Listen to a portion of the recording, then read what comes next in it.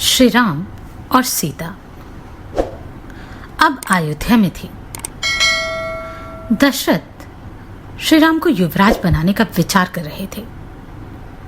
जाने और क्या क्या घटित हुआ इस अध्याय में। श्री वाल्मीकि निर्मित आर्ष रामायण आदि काव्य के अयोध्या कांड का प्रथम सर्ग। आप सभी से अनुरोध है कि यदि आप इन वीडियोस को लाइक, शेयर या सब्सक्राइब नहीं भी कर सकते तो इन्हें पूरा अवश्य सुने। भरत अपने मामा के यहाँ जाते समय काम आदि शत्रुओं को सदा के लिए नष्ट कर देने वाले निष्पाप शत्रुघ्न को भी प्रेमवश अपने साथ लेते गए थे। वहां भाई सहित उनका बड़ा आदर सत्कार हुआ और वे वहां सुखपूर्वक रहने लगे। उनके मामा युद्धाजीत जो अश्वयुद्ध के अधिपति थे, उन दोनों पर पुत्र से भी अधिक स्नेह रखते और बड़ा लाड प्यार करते थे। यद्यपि मामा के यहाँ उन दोनों वीर भाइयों की सभी इच्छाएं पूर्ण करके उन्हें पूर्णतः तृप्त किया जाता था, तथापि वहां रहते हुए भी उन्हें अपने वृद्ध पिता महाराज दशरथ की याद कभी नहीं भूलती थी। महातेजस्वी राजा दशरथ भी परदेश में गए हुए महेंद्र और वरुण के समान पराक्रमी अपने उन दोनों पुत्र भरत और शत्रुघ्न का सदा स्मरण किया करते थे। अपने शरीर से प्रकट हुई चारों भुजाओं के समान वे सब चारों ही पुरुष शिरोमणि पुत्र महाराज को बहुत ही प्रिय थे।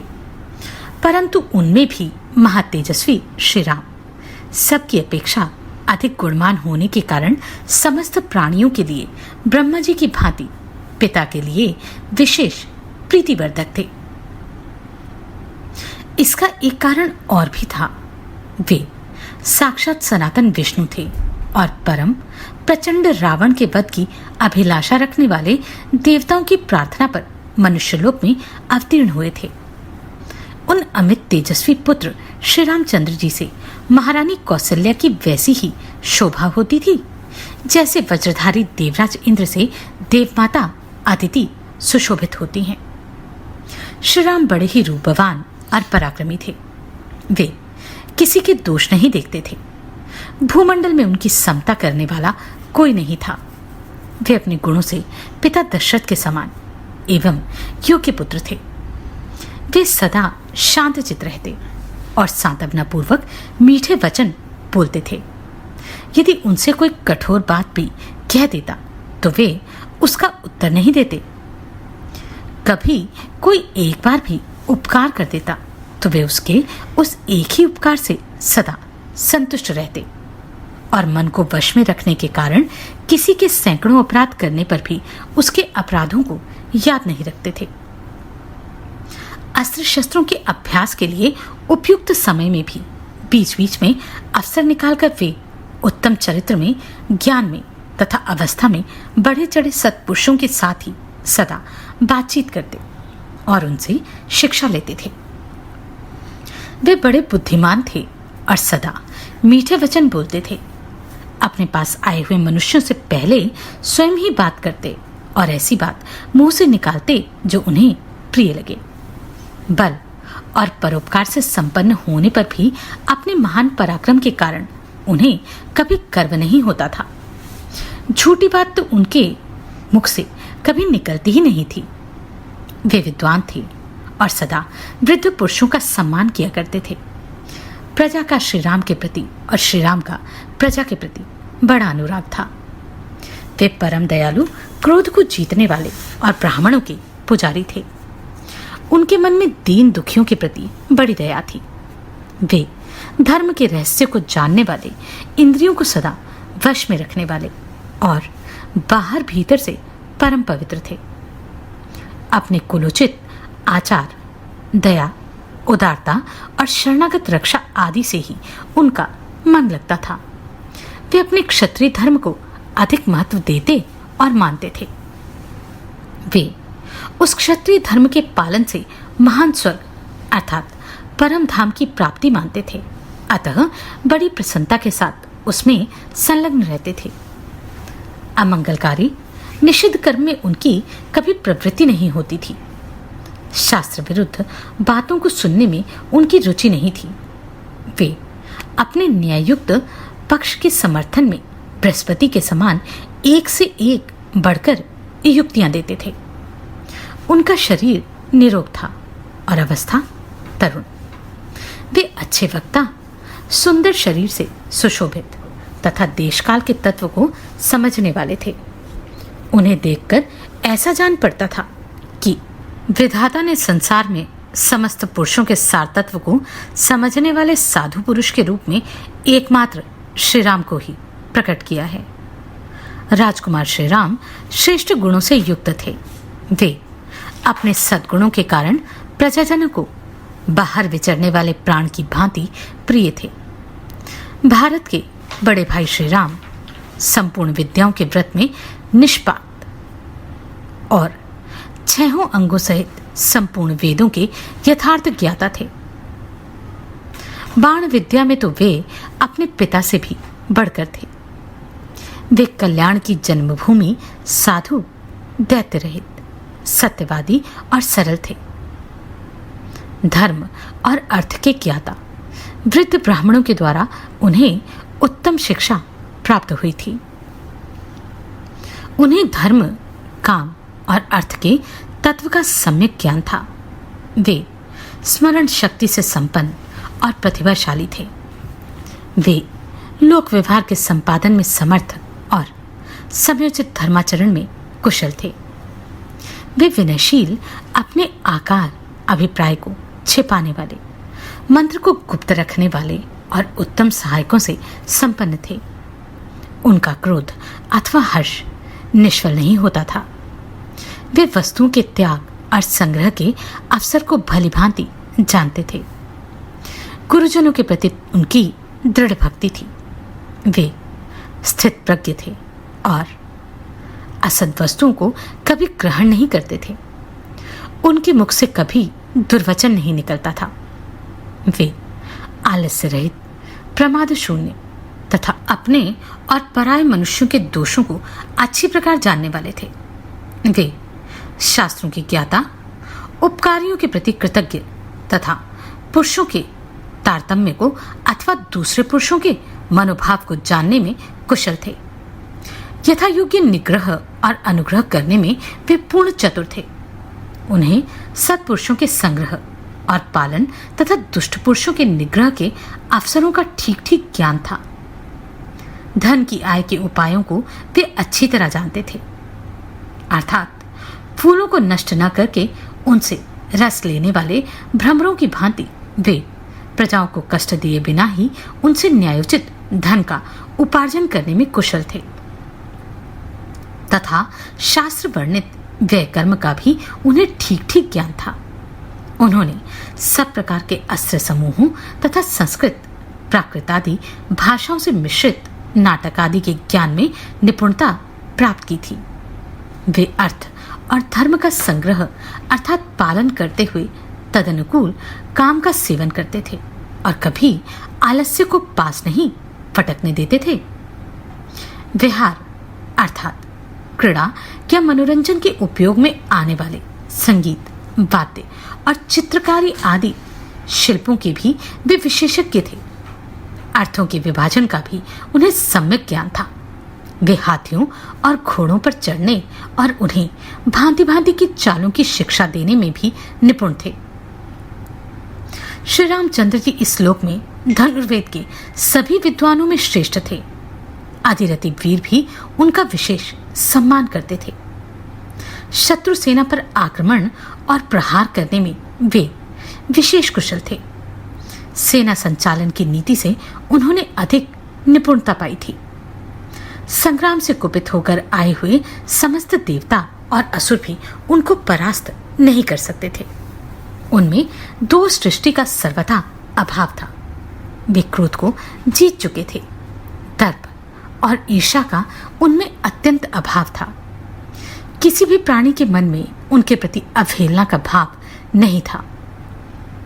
वे काल के वश में होकर उसके पीछे पीछे चलने वाले नहीं थे। काल ही उनके पीछे चलता था। इस प्रकार उत्तम गुणों से युक्त होने के कारण राजकुमार श्री राम समस्त प्रजाओं तथा तीनों लोगों के प्राणियों के लिए आदरणीय थे। वे अपने क्षमा संबंधी गुणों के द्वारा पृथ्वी की समानता करते थे। बुद्धि में बृहस्पति और बल पराक्रम में शचीपति इंद्र के तुल्य थे। जैसे सूर्यदेव अपनी किरणों से प्रकाशित होते हैं, उसी प्रकार श्री रामचंद्र जी समस्त प्रजाओं को प्रिय लगने वाले तथा पिता की प्रीति बढ़ाने वाले सद्गुणों से सुशोभित होते थे। ऐसे सदाचार संपन्न, अजय पराक्रमी और लोकपालों के समान तेजस्वी श्री रामचंद्र जी को पृथ्वी अर्थात भूदेवी और भूमंडल की प्रजा ने अपना स्वामी बनाने की कामना की। अपने पुत्र श्री राम को अनेक अनुपम गुणों से युक्त देखकर शत्रु को संताप देने वाले राजा दशरथ ने मन ही मन कुछ विचार करना आरंभ किया। उन चिरंजीवी वृद्ध महाराज दशरथ के हृदय में यह चिंता हुई कि किस प्रकार मेरे जीते जी श्री रामचंद्र राजा हो जाएं और उनके राज्याभिषेक से प्राप्त होने वाली यह प्रसन्नता मुझे कैसे सुलभ हो। उनके हृदय में यह उत्तम अभिलाषा बारंबार चक्कर लगाने लगी कि कब मैं अपने प्रिय पुत्र श्री राम का राज्याभिषेक देखूंगा। वे सोचने लगे कि श्री राम सब लोगों के अभ्युदय की कामना करते और संपूर्ण जीवों पर दया रखते हैं।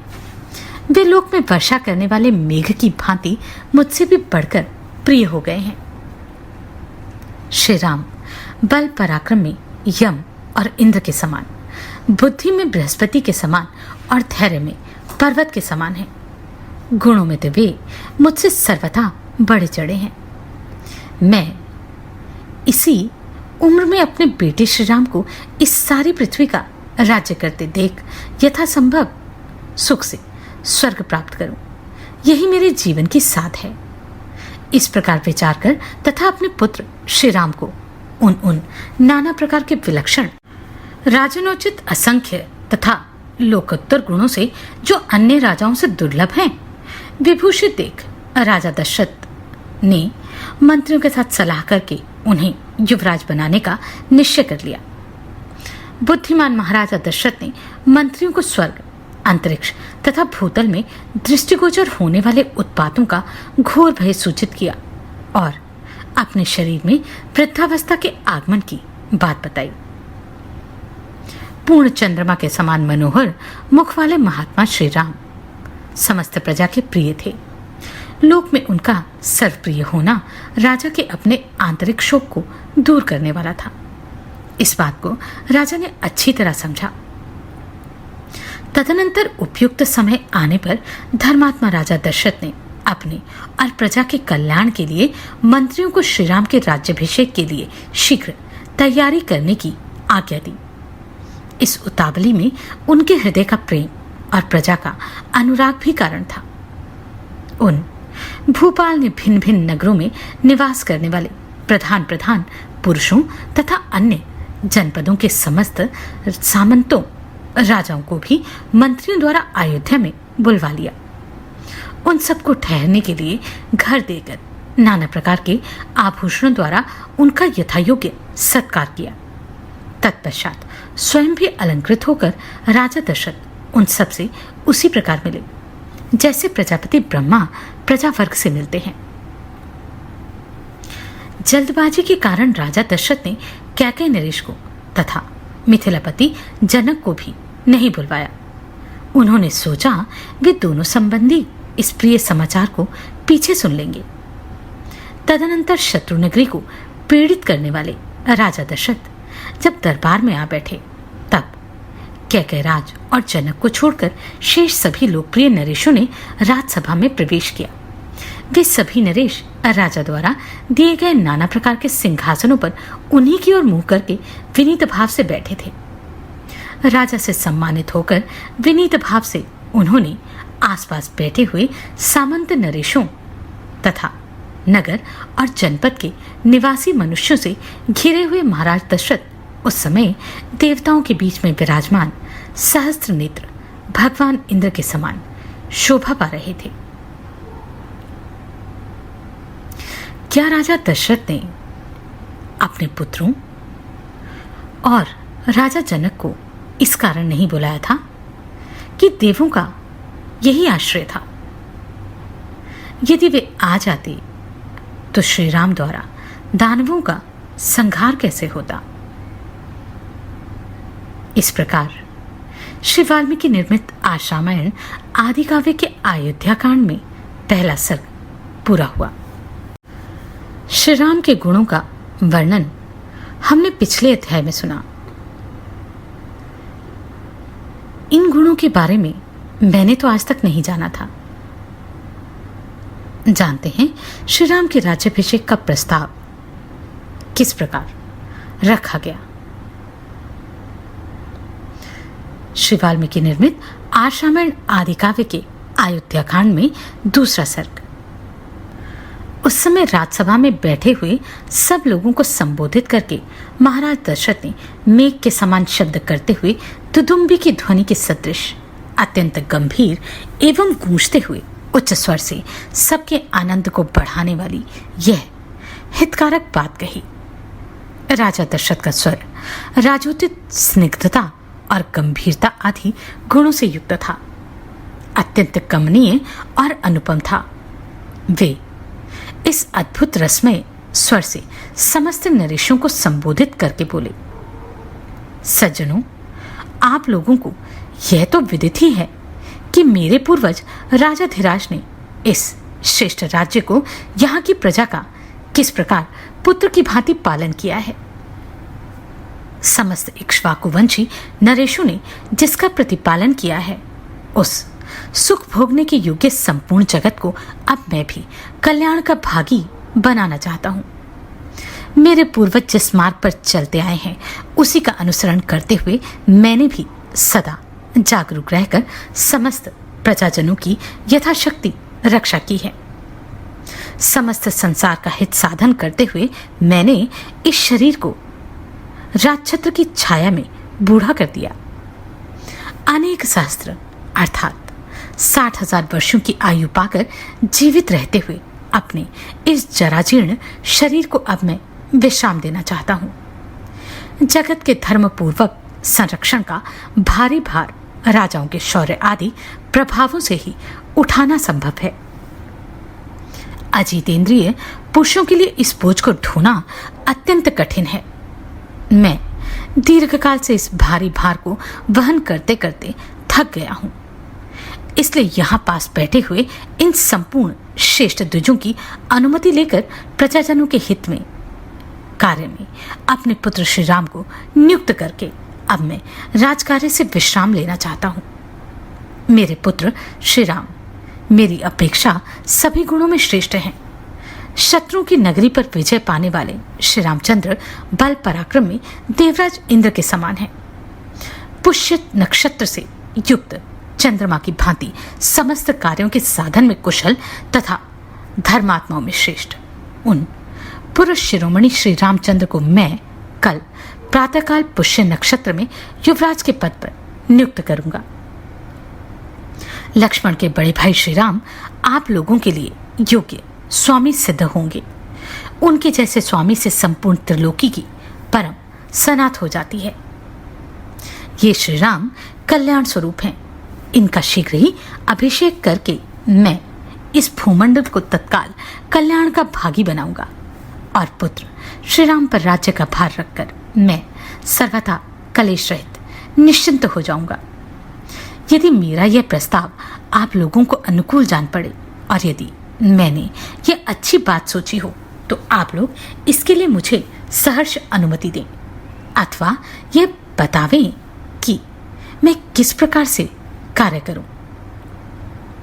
यद्यपि यह श्री राम के राज्याभिषेक का विचार मेरे लिए अधिक प्रसन्नता का विषय है, तथापि यदि इसके अतिरिक्त भी कोई सबके लिए हितकर बात हो तो आप लोग उसे सोचें, क्योंकि मध्यस्थ पुरुषों का विचार एक पक्षीय पुरुष की अपेक्षा विलक्षण होता है।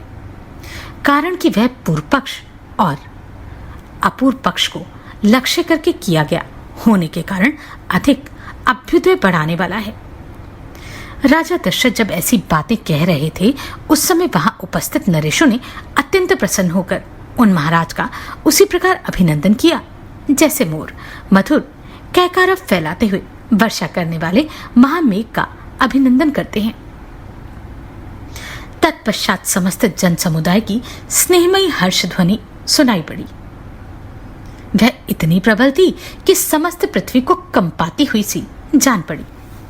धर्म और अर्थ के ज्ञाता महाराज दशरथ के अभिप्राय को पूर्ण रूप से जानकर संपूर्ण ब्राह्मण और सेनापति नगर और जनपद के प्रधान प्रधान व्यक्तियों के साथ मिलकर परस्पर सलाह करने के लिए बैठे और मन से सब कुछ समझकर जब वे एक निश्चय पर पहुंच गए तब वृद्ध राजा दशरथ से इस प्रकार बोले, पृथ्वीनाथ, आपकी अवस्था कई हजार वर्षों की हो गई है।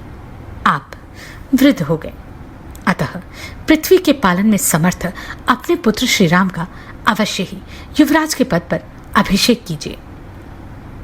रघुकुल के वीर महाबलवान महाबाहु श्री राम महान गजराज पर बैठकर यात्रा करते हों और उनके ऊपर श्वेत छत्र तना हुआ हो, इस रूप में हम उनकी झांकी करना चाहते हैं।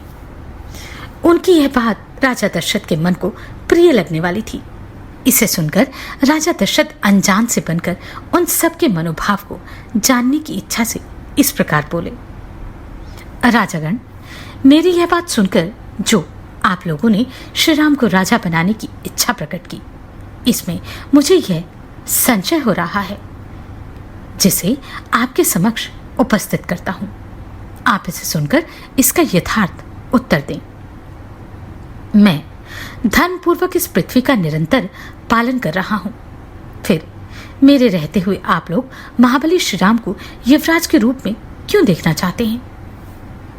यह सुनकर वे महात्मा नरेश नगर और जनपद के लोगों के साथ राजा दशरथ से इस प्रकार बोले, महाराज, आपके पुत्र श्री राम में बहुत से कल्याणकारी सद्गुण हैं। देवताओं के तुल्य बुद्धिमान और गुणवान श्री रामचंद्र जी के सारे गुण सबको प्रिय लगने वाले और आनंददायक हैं। हम इस समय उनका किंचित वर्णन कर रहे हैं, आप उन्हें सुनिए। प्रजानाथ, सत्य पराक्रमी श्री राम देवराज इंद्र के समान दिव्य गुणों से संपन्न है। इक्ष्वाकु कुल में भी ये सबसे श्रेष्ठ हैं। श्री राम संसार में सत्यवादी, सत्यपरायण और सत्पुरुष हैं।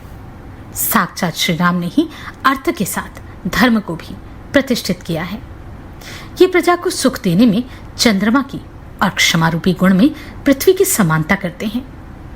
बुद्धि में बृहस्पति और बल पराक्रम में साक्षात शचीपति इंद्र के समान है।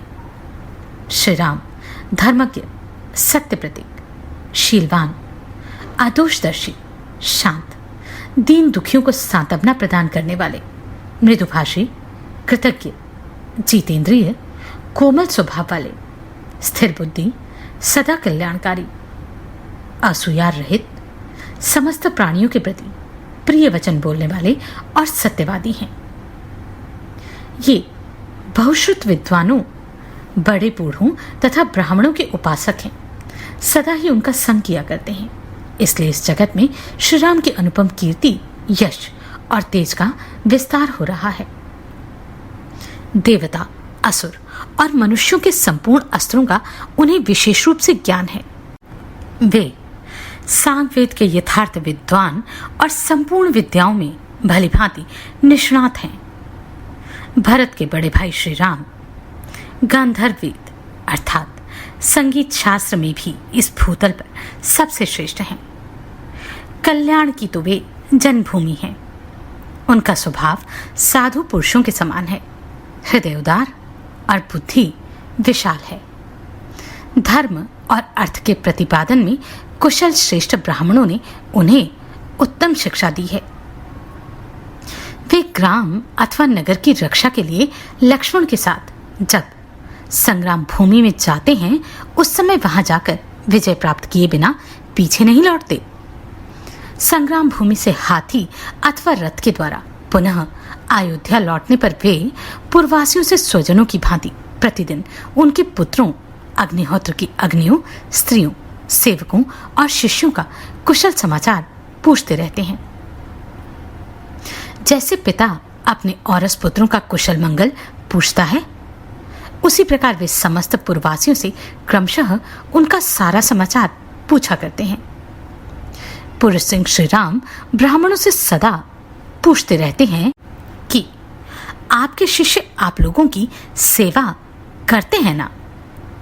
क्षत्रियों से यह जिज्ञासा करते हैं कि आपके सेवक कवच आदि से सुसज्जित हो आपकी सेवा में तत्पर रहते हैं ना? नगर के मनुष्यों पर संकट आने पर वे बहुत दुखी हो जाते हैं और उन सबके घरों में सब प्रकार के उत्सव होने पर उन्हें पिता की भांति प्रसन्नता होती है। वे सत्यवादी महान धनुर्धर वृद्ध पुरुषों के सेवक और जितेंद्रिय हैं। श्री राम पहले मुस्कुराकर वार्तालाप आरंभ करते हैं। उन्होंने संपूर्ण हृदय से धर्म का आश्रय ले रखा है। वे कल्याण का सम्यक आयोजन करने वाले हैं। निंदनीय बातों की चर्चा में उनकी कभी रुचि नहीं होती।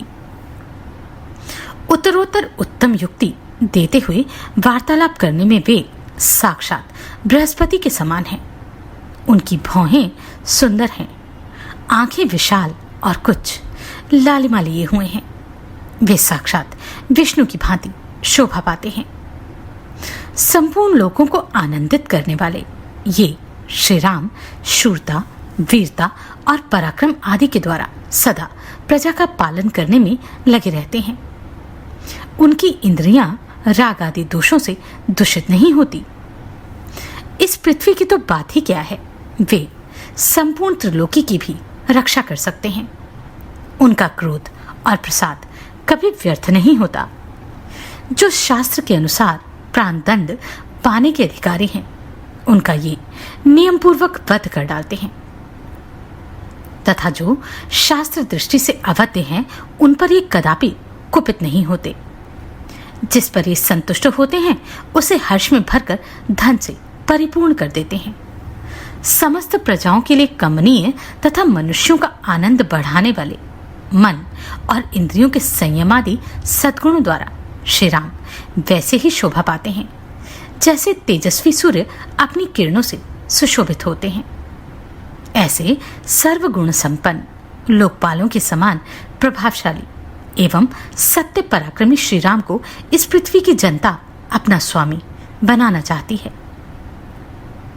हमारे सौभाग्य से आपके वे पुत्र श्री रघुनाथ जी प्रजा का कल्याण करने में समर्थ हो गए हैं, तथा आपके सौभाग्य से वे मरीचि नंदन कश्यप की भांति पुत्रोचित गुणों से संपन्न हैं। देवताओं, असुरों, मनुष्यों, गंधर्वों और नागों में से प्रत्येक वर्ग के लोग तथा इस राज्य और राजधानी में भी बाहर भीतर आने जाने वाले नगर और जनपद के सभी लोग सुविख्यात शील स्वभाव वाले श्री रामचंद्र के लिए सदा ही बल, आरोग्य और आयु की शुभ कामना करते हैं। इस नगर की वृद्ध और युवती सब तरह की स्त्रियां प्रातः और सायकाल में एकाग्रचित होकर परम उदार श्री रामचंद्र जी के युवराज बनने के लिए देवताओं से नमस्कार पूर्वक प्रार्थना किया करती हैं। देव, उनकी वह प्रार्थना आपकी कृपा प्रसाद से अब पूर्ण होने वाली है।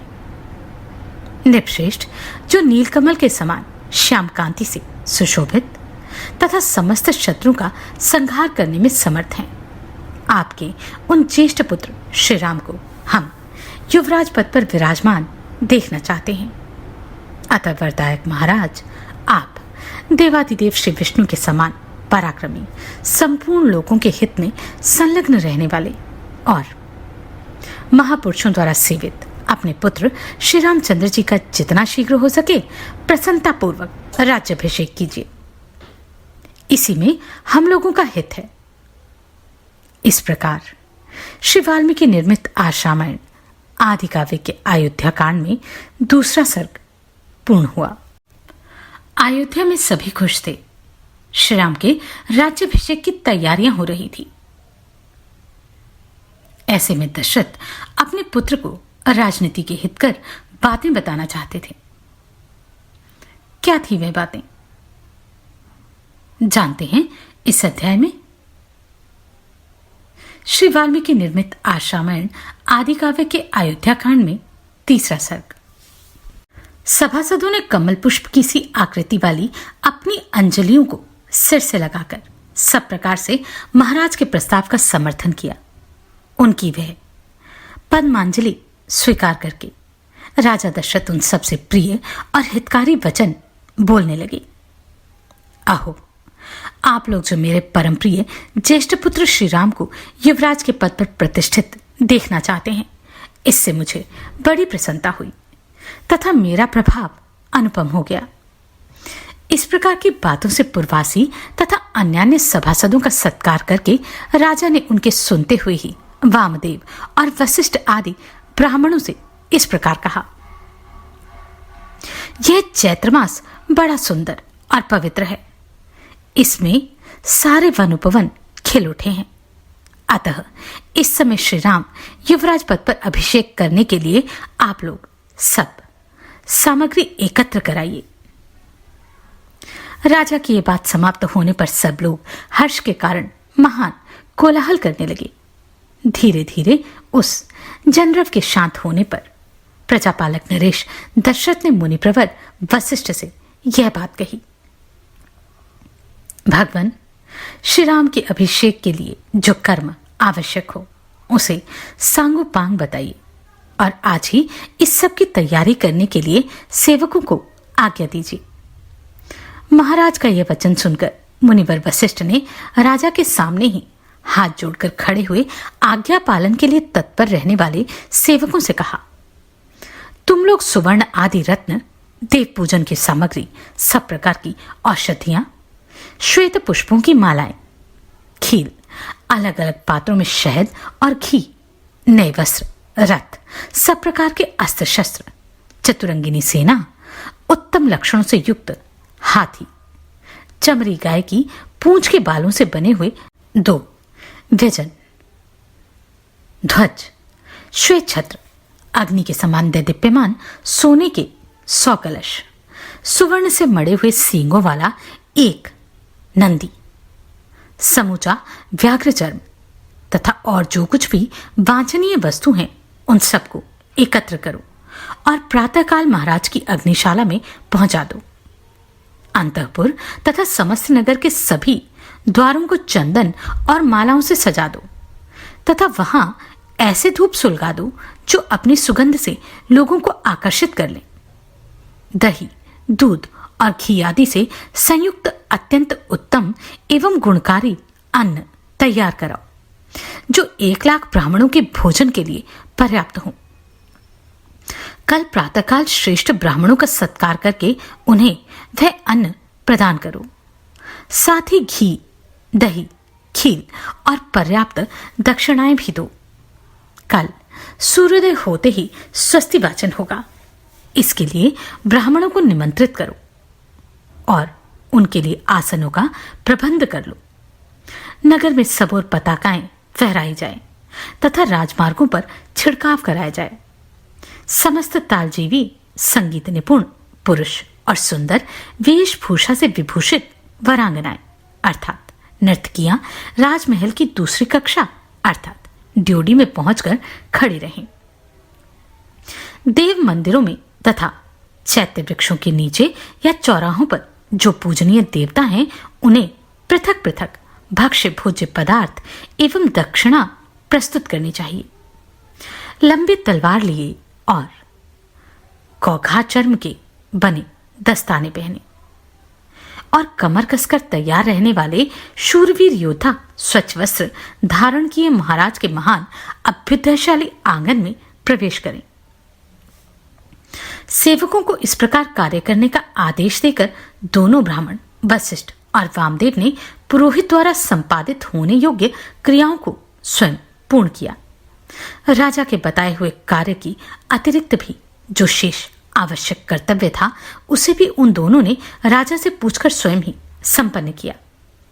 तदनंतर महाराज के पास जाकर प्रसन्नता और हर्ष से भरे हुए वे दोनों द्विज बोले, राजन, आपने जैसा कहा था उसके अनुसार सब कार्य संपन्न हो गया। इसके बाद तेजस्वी राजा दशरथ ने सुमंत्र से कहा, सखे, पवित्र आत्मा श्री राम को तुम शीघ्र यहां बुला लाओ। तब जो आ गया कहकर सुमंत्र गए और राजा के आदेश अनुसार रथियों में श्रेष्ठ श्री राम को रथ पर बिठाकर ले आए।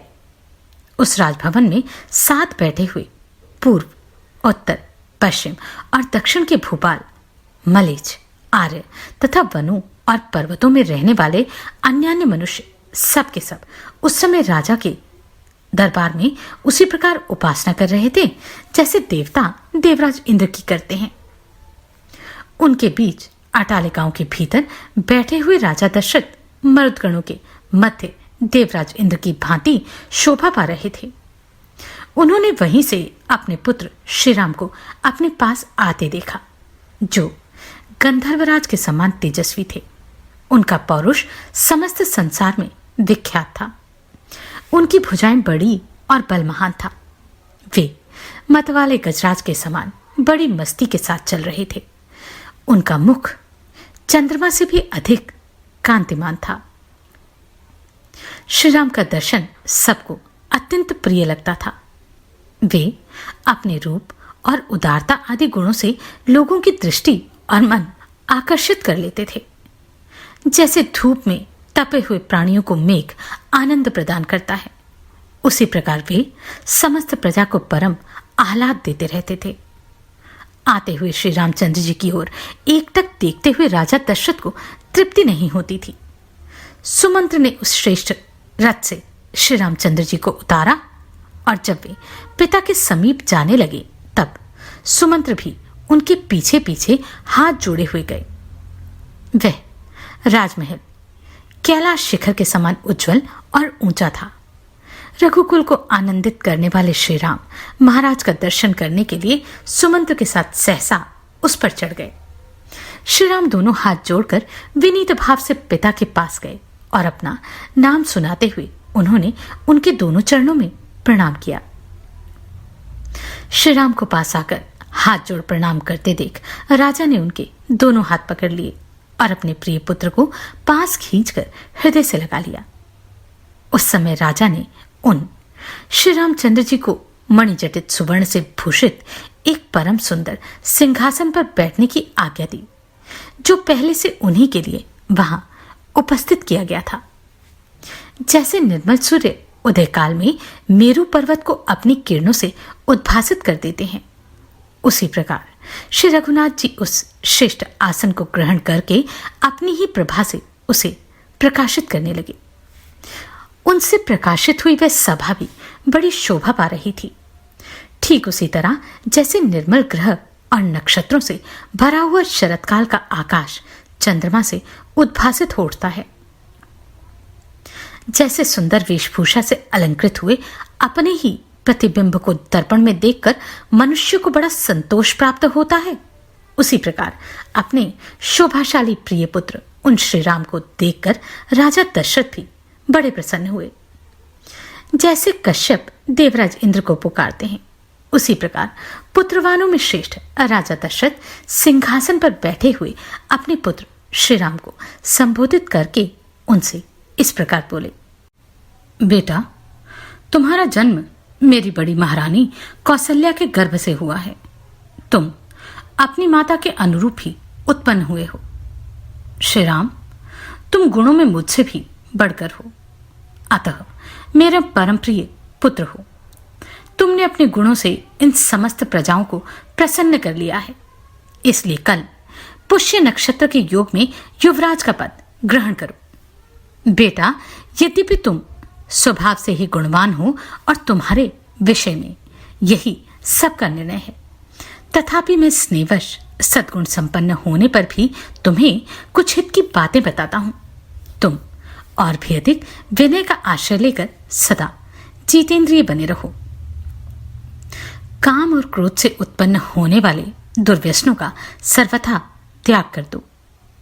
परोक्ष वृत्ति से अर्थात गुप्तचरों द्वारा यथार्थ बातों का पता लगाकर तथा प्रत्यक्ष वृत्ति से अर्थात दरबार में सामने आकर कहने वाली जनता के मुख से उसके वृतांत को प्रत्यक्ष सुनकर देखकर ठीक ठीक न्याय विचार में तत्पर रहो।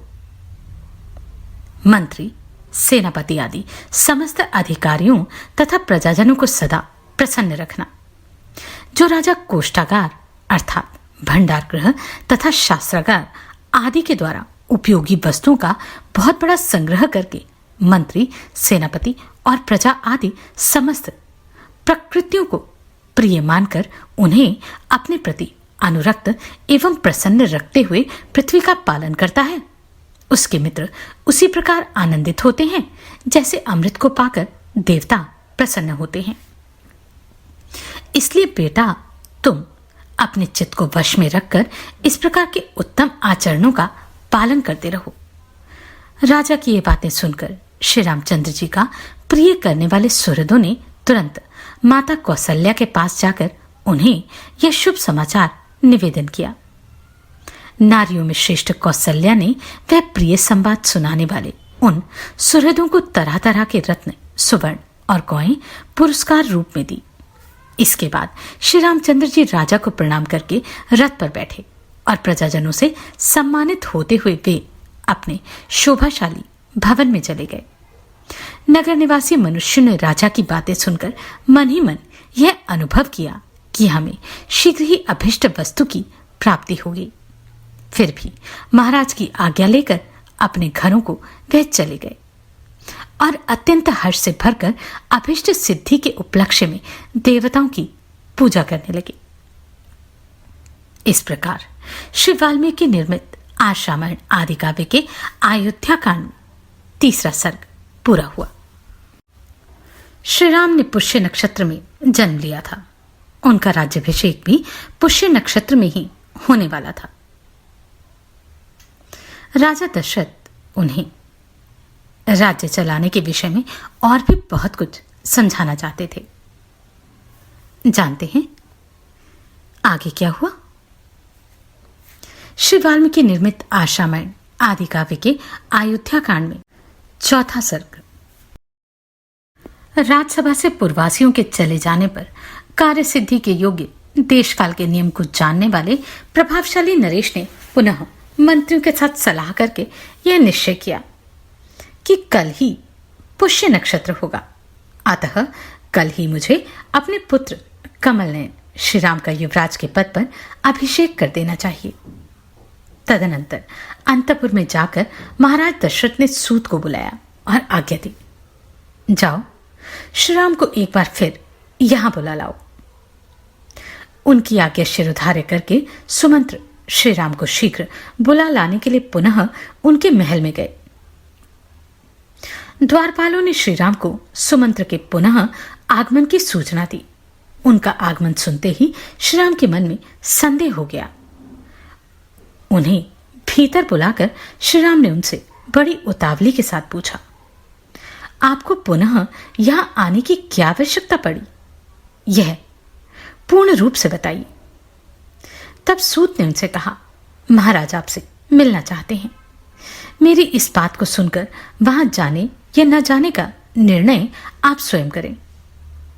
सूत का यह वचन सुनकर श्री रामचंद्र जी महाराज दशरथ का पुनः दर्शन करने के लिए तुरंत उनके महल की ओर चल दिए। श्री राम को आया हुआ सुनकर राजा दशरथ ने उनसे प्रिय तथा उत्तम बात कहने के लिए उन्हें महल के भीतर बुला लिया।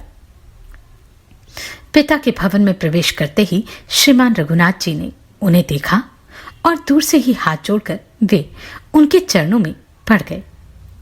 प्रणाम करते हुए श्री राम को उठाकर महाराज ने हृदय से लगा लिया और उन्हें बैठने के लिए आसन देकर पुनः उनसे इस प्रकार कहना आरंभ किया, श्री राम, अब मैं वृद्ध हो गया हूं। मेरी आयु बहुत अधिक हो गई है। मैंने बहुत से मनोवांछित भोग लिए हैं। अन्न और बहुत सी दक्षिणाओं से युक्त सैकड़ों यज्ञ भी कर लिए।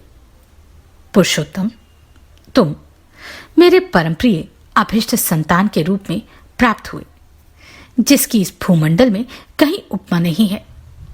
मैंने दान, यज्ञ और स्वाध्याय भी कर लिए। वीर, मैंने अभिष्ट सुखों का भी अनुभव कर लिया। मैं देवता, ऋषि, पितृ और ब्राह्मणों के तथा अपने ऋण से भी उऋण हो गया। अब तुम्हें युवराज पद पर अभिषिक्त करने के सिवा और कोई कर्तव्य मेरे लिए शेष नहीं रह गया। अतः मैं तुमसे जो कुछ कहूं, मेरी उस आज्ञा का तुम्हें पालन करना चाहिए। बेटा, अब सारी प्रजा तुम्हें अपना राजा बनाना चाहती है, अतः मैं तुम्हें युवराज पद पर अभिषिक्त करूंगा। रघुकुल नंदन श्री राम, आजकल मुझे बड़े बुरे स्वप्न दिखाई देते हैं। दिन में वज्रपात के साथ साथ बड़ा भयंकर शब्द करने वाली उल्काएं भी गिर रही हैं। श्री राम, ज्योतिषियों का कहना है कि मेरे जन्म नक्षत्र को सूर्य, मंगल और राहु नामक भयंकर ग्रहों ने आक्रांत कर लिया है।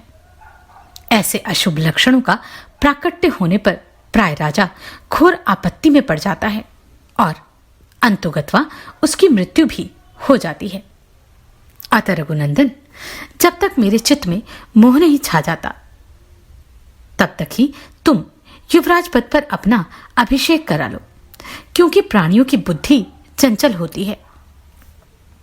आज चंद्रमा पुष्य से एक नक्षत्र पहले पुनर्वसु पर विराजमान है, अतः निश्चय ही कल वे पुष्य नक्षत्र पर रहेंगे, ऐसा ज्योतिषी कहते हैं। इसलिए उस पुष्य नक्षत्र में ही तुम अपना अभिषेक करा लो।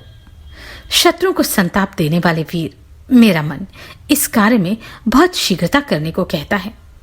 इस कारण कल अवश्य ही मैं तुम्हारा युवराज पद पर अभिषेक कर दूंगा। अतः तुम इस समय से लेकर सारी रात इंद्रिय संयम पूर्वक रहते हुए वधू सीता के साथ उपवास करो और कुश की शैया पर सो। आज तुम्हारे सुहृद सावधान रहकर सब ओर से तुम्हारी रक्षा करें, क्योंकि इस प्रकार के शुभ कार्यों में बहुत से विघ्न आने की संभावना रहती है। जब तक भरत इस नगर से बाहर अपने मामा के यहां निवास करते हैं, तब तक ही तुम्हारा अभिषेक हो जाना मुझे उचित प्रतीत होता है।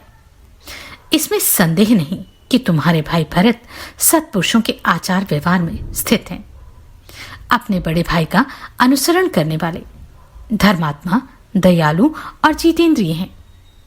तथापि मनुष्यों का चित्त प्राय स्थिर नहीं रहता, ऐसा मेरा मत है।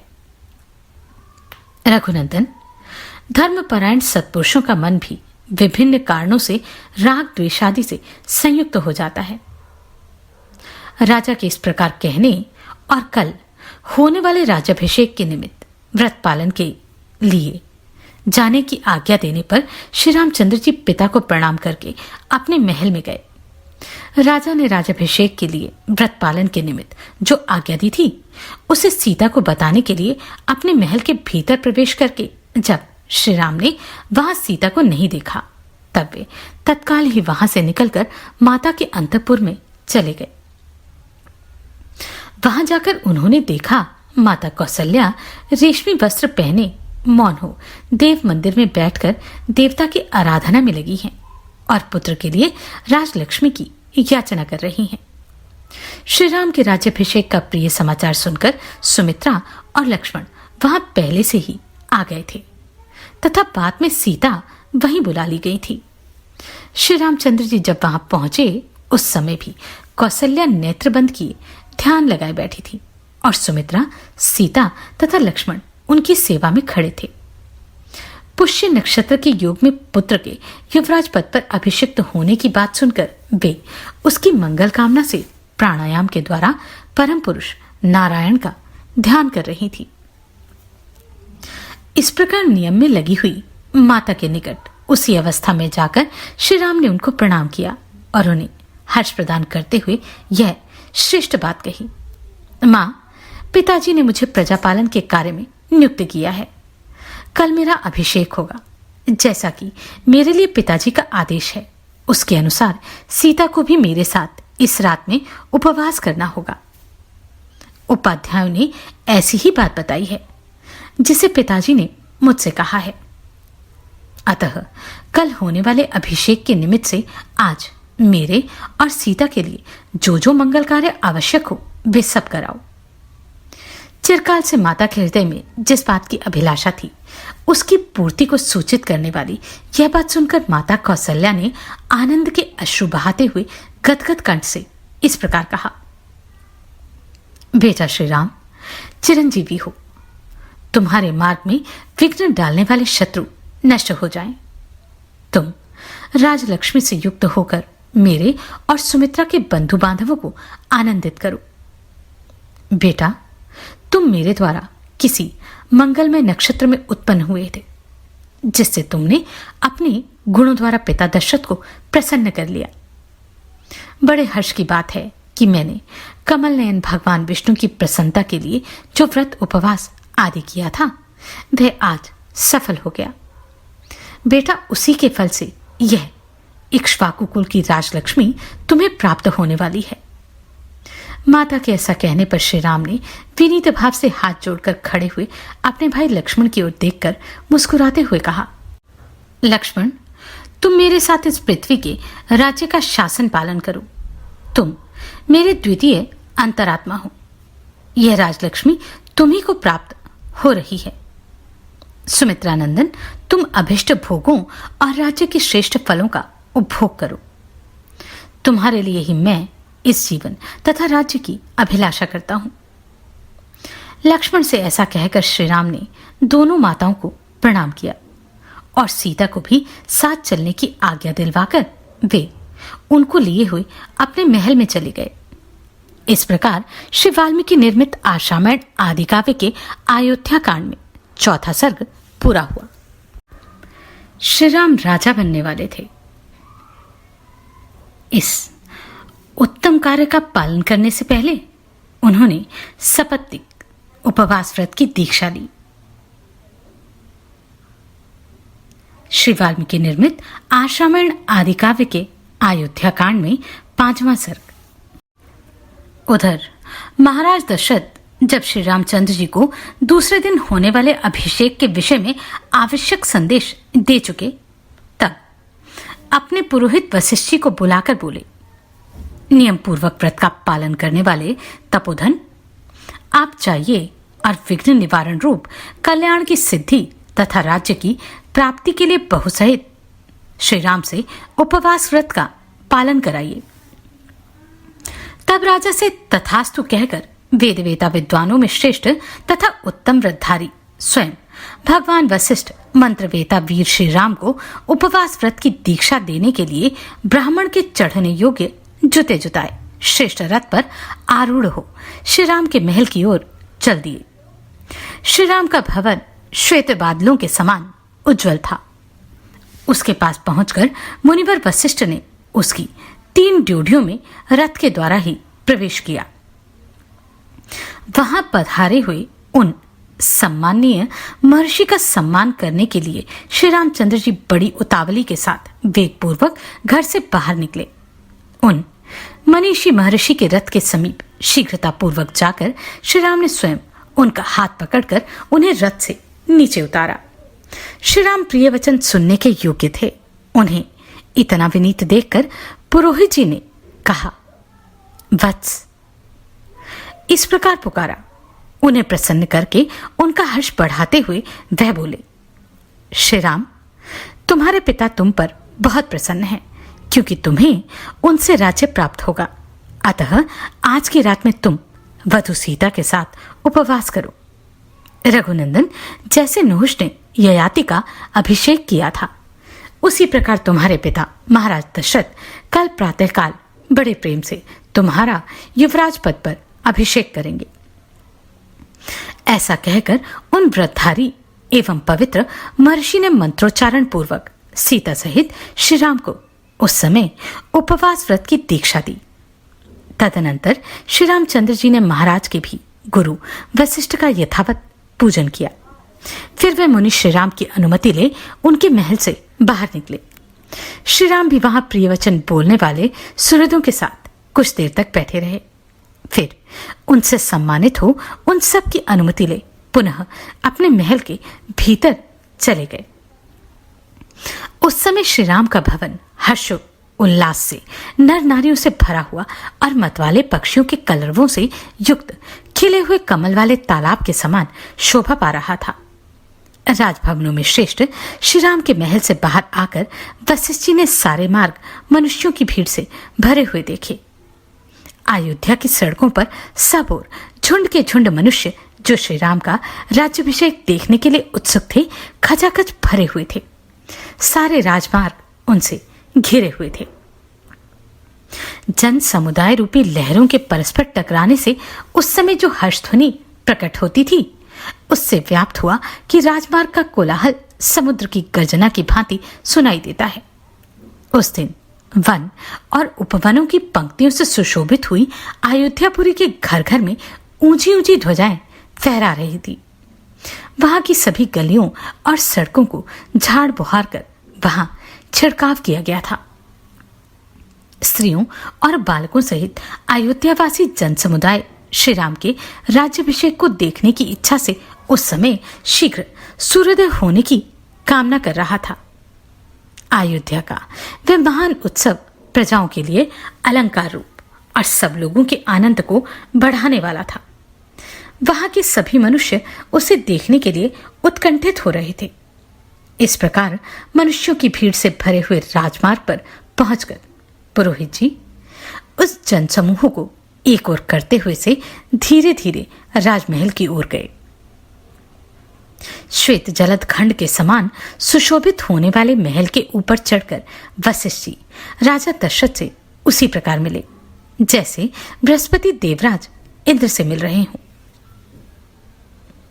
उन्हें आया देखकर राजा सिंहासन छोड़कर खड़े हो गए और पूछने लगे, मुने, क्या आपने मेरा अभिप्राय सिद्ध किया? वशिष्ठ जी ने उत्तर दिया, हां, कर दिया। उनके साथ ही उस समय वहां बैठे हुए अन्य सभासद भी पुरोहित का समादर करते हुए अपने अपने आसनों से उठकर खड़े हो गए। तदनंतर गुरुजी की आज्ञा ले राजा दशरथ ने उस जन समुदाय को विदा करके पर्वत की कंदरा में घुसने वाले सिंह के समान अपने अंतःपुर में प्रवेश किया।